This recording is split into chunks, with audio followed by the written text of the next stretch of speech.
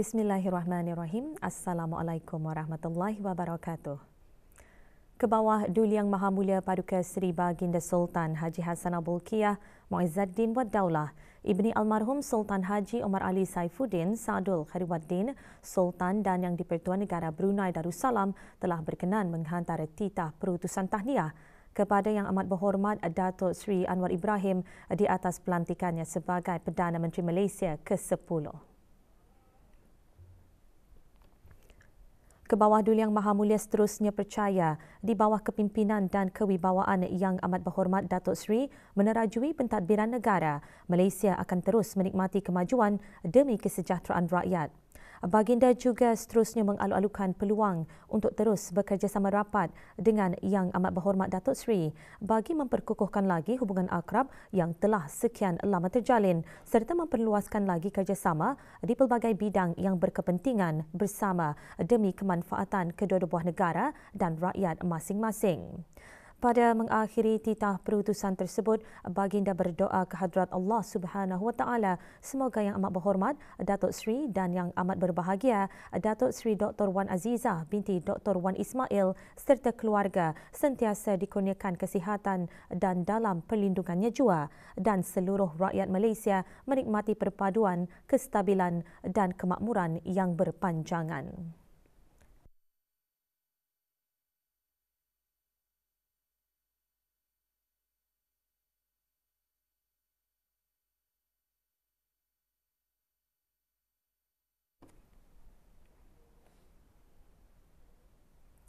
Yang Teramat Mulia Paduka Seri Pengiran Anak Puteri Haja Masna binti Almarhum Sultan Haji Omar Ali Saifuddin Saadul Khairuddin, Ambassador at Large di Kementerian Hal Ehwal Luar Negeri bersabda, kadar kemalangan jalan raya menunjukkan tren yang menurun daripada 3,515 kes pada tahun 2017 kepada 3,104 kes pada tahun 2021. Manakala dari bulan Januari hingga Oktober tahun ini, kadar kes kematian adalah sebanyak 18 kes berbanding bulan yang sama tahun lalu sebanyak 16 kes. Bersabda pada majlis hari memperingati mangsa-mangsa lalu lintas jalan raya sedunia tahun 2022, Yang Teramat Mulia selaku Penaung Diraja Majlis Kebangsaan Keselamatan Jalan Raya MKKJR menekankan usaha-usaha dan kerjasama padu perlu dipertingkatkan lagi untuk menjamin keselamatan di jalan raya. Majlis berlangsung di Royal Berkshire Hall, Royal Brunei Polo and Riding Club, Jerudong.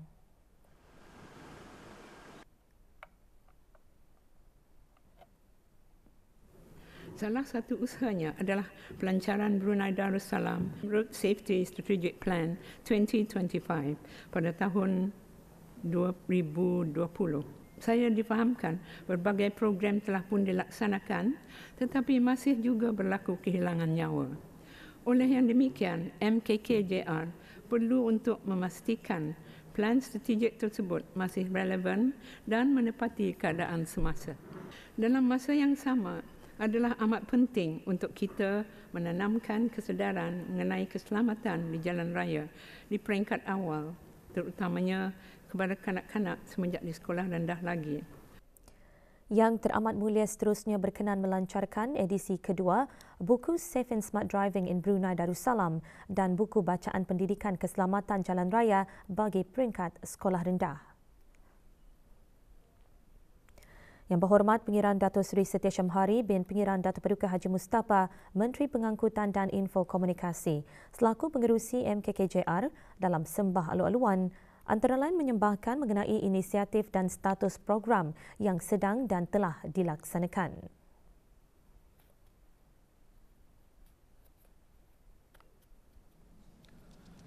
Oleh yang demikian, usaha-usaha keselamatan lalu lintas seterusnya akan memberi tumpuan kepada perubahan peringkat sistem dan pasarana di samping mempengaruhi tingkah laku individu sahaja. Namun begitu, setiap kaedah-kaedah atau pendekatan ini telah mengenal pasti bahawa faktor asas dalam menentukan keterukan atau buruknya kesan kemalangan adalah kelajuan. Dalam erti kata lain, speed kills. Yang Teramat Mulia berkenan menyempurnakan penggunaan hadiah pertandingan kuis keselamatan jalan raya bagi peringkat sekolah menengah dan maktab-maktab senegara tahun 2022 dan pertandingan mencipta klip video keselamatan jalan raya bagi peringkat sekolah menengah, maktab-maktab dan pusat tingkatan 6 tahun 2022. RM300 dan piala iringan.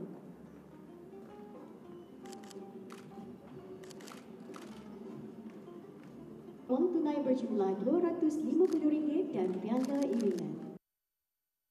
Hari memperingati mangsa-mangsa lalu lintas jalan raya sedunia merupakan inisiatif antarabangsa yang disambut pada setiap hari Ahad pada minggu ketiga bulan November setiap tahun.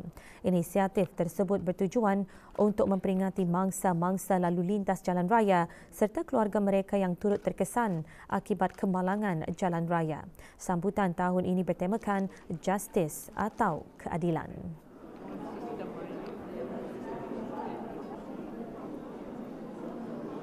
Driving.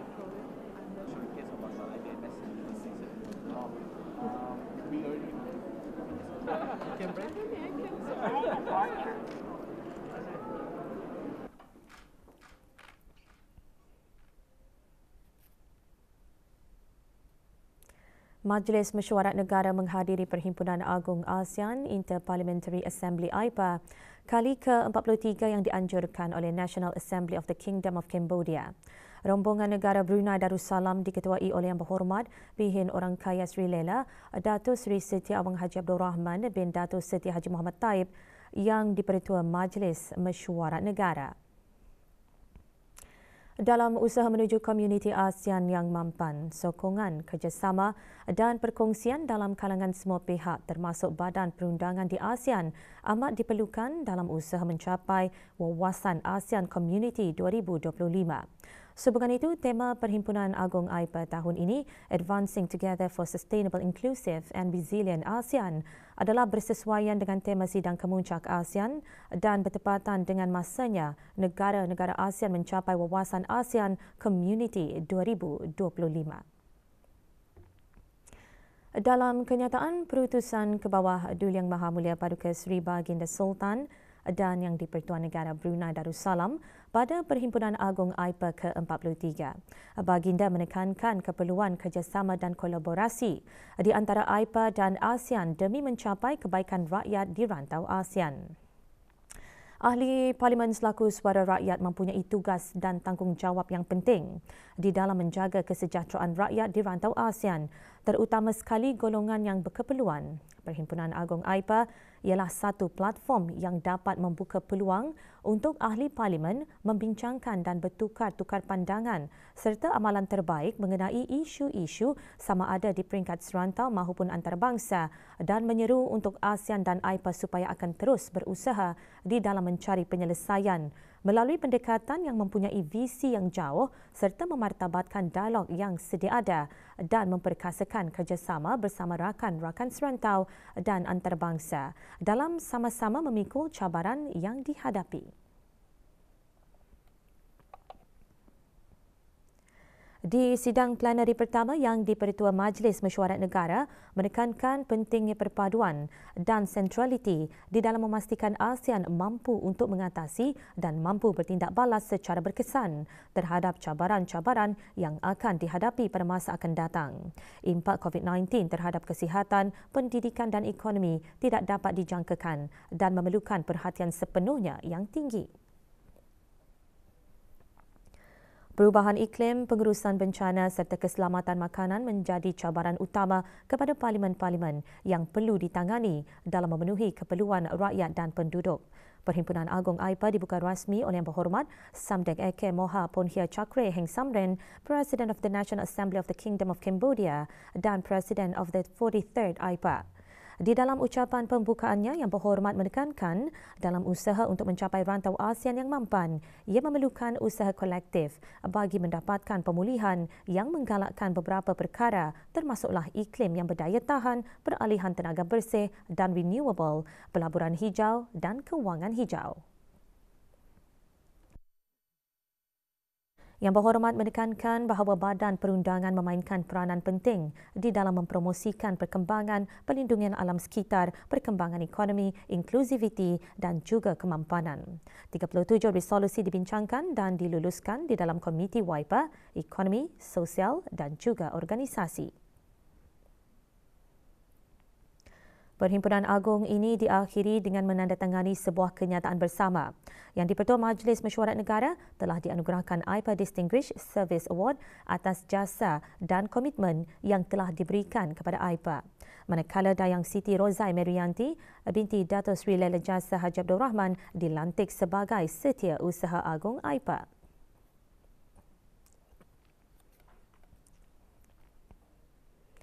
Pusat Ehsan Al-Amirah Al-Hajjah Mariam kemarin mengadakan majlis doa kesyukuran sempena selesainya pembinaan surau pusat berkenaan. Majlis diadakan di Pusat Ehsan Al-Amirah Al-Hajjah Mariam, Kampung Bengkurong. Surau tersebut dilengkapi 2 ruang belajar, ruang berudu dan bilik perpustakaan. Hadir Yang Berhormat Pengihin Udana Khatib Datuk Paduka Seri Setia Ustaz Haji Awang Badaruddin bin Pengarah Datuk Paduka Haji Awang Osman, Menteri Hal Ehwal Agama. Juga hadir Datin Paduka Seri Dayang Hajah Mariam binti Haji Abdul Aziz, Penaung Pusat Ehsan Al-Amirah Al-Hajjah Mariam.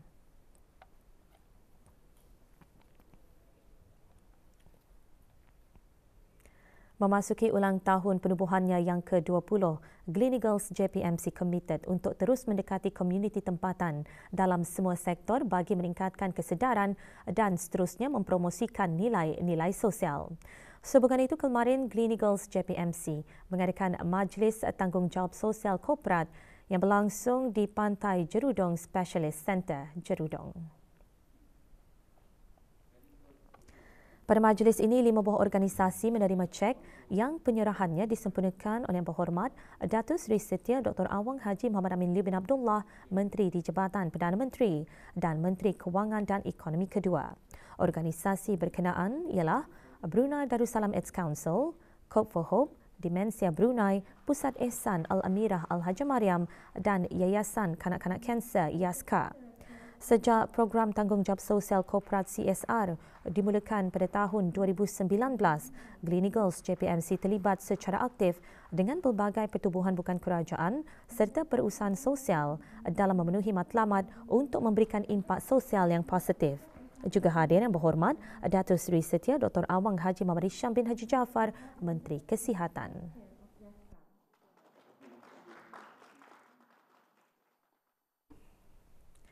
$612 orang menyertai Majlis Khatam Al-Quran sempena sambutan memperingati Hari Ulang Tahun Penukaran Nama Bandar Brunei kepada Bandar Seri Begawan ke-52. Majlis berlangsung di Masjid Omar Ali Saifuddin di Ibu Negara.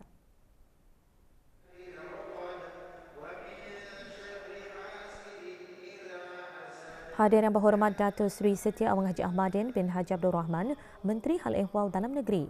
Para peserta terdiri daripada pegawai dan kaki tangan jabatan-jabatan kerajaan, para penuntut, institusi-institusi pengajian tinggi, pihak swasta, perkumpulan dan orang perseorangan.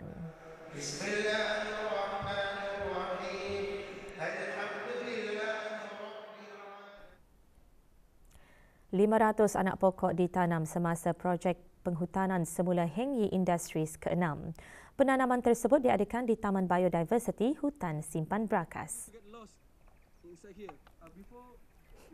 Pada acara tersebut, Yang Berhormat Datuk Seri Setia Dr. Awang Haji Abdul Manaf bin Haji Metusin, Menteri Sumber-Sumber Utama dan Pelancongan, menanam anak pohon Cassia fistula.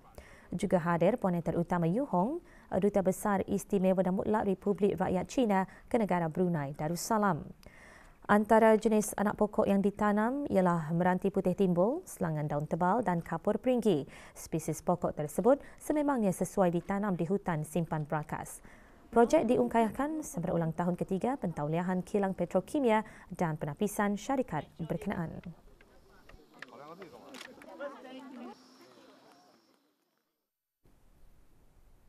Hubungan dua hala antara negara Brunei Darussalam dan Thailand terbukti dengan kerjasama rapat dalam pelbagai bidang termasuk pertanian, pendidikan, pertahanan, kesihatan dan perdagangan. Perkara tersebut ditekankan oleh penonton utama Busara Khan Chanalai, Duta Besar Istimewa dan Mutlak Thailand ke negara Brunei Darussalam semasa majlis resepsi sempena Hari Kebangsaan Kerajaan Thailand. Majlis berlangsung malam tadi di salah sebuah hotel di Gadong.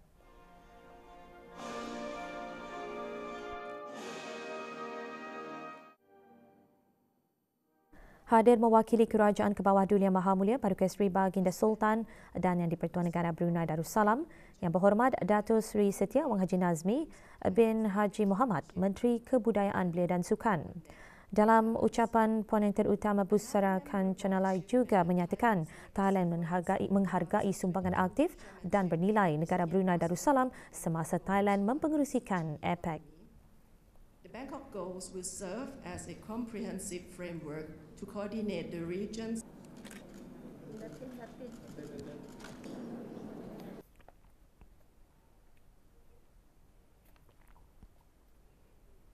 Lima qari dan 5 qari'ah terpilih bagi memasuki musabaqah membaca Al-Quran bahagian dewasa peringkat akhir kebangsaan tahun 1444 Hijrah 2023 Masihi yang akan diadakan kemudian.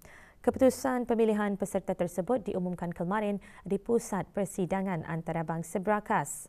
Peserta qari yang terpilih ialah Awang Muhammad bin Ali, Haji Awang Muhammad Fikri bin Haji Awang Metusin, Awang Haji Nasrul Fakri bin Haji Yahya, Pangeran Amirul Aiman bin Pangeran Haji Marjuki dan Awang Ahmad Zulwakar bin Suhaili. Sementara peserta qari'ah ialah Dayang Haja Nur Faizah binti Haji Emran, Dayangku Siti Umi Syazana binti Pangeran Haji Marjuki, Dayangku Nurul Sakinah Adawiyah binti Pangeran Ainul Azhar, Dr. Dayang Hajah Siti Wardah binti Meja Besara Haji Abdul Rahman dan Dayang Amal Nazirah binti Haji Asmat.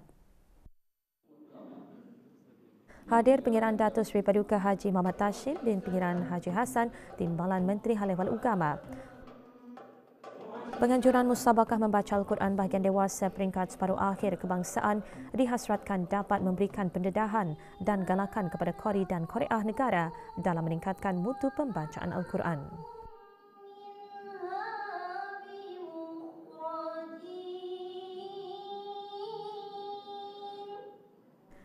41 qari dan 13 qari'ah yang terpilih memperdengarkan bacaan pada musabaqah membaca Al-Quran bahagian dewasa peringkat separuh akhir kebangsaan yang diadakan 3 hari berturut-turut bermula 21 November lalu.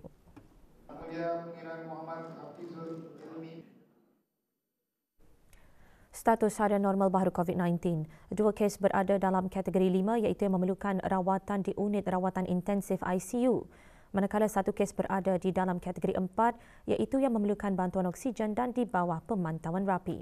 Kementerian Kesihatan memaklumkan 714 kes dilaporkan sembuh kemarin. Jumlah keseluruhan pemberian 2 dos vaksin COVID-19 bagi kanak-kanak berumur 5 hingga 11 tahun 86.6%. Bagi remaja berumur 12 hingga 17 tahun yang mendapat 3 dos vaksin 62%. Dan liputan bagi rakyat dan penduduk negara ini yang mendapatkan 3 dos vaksin 78.8%.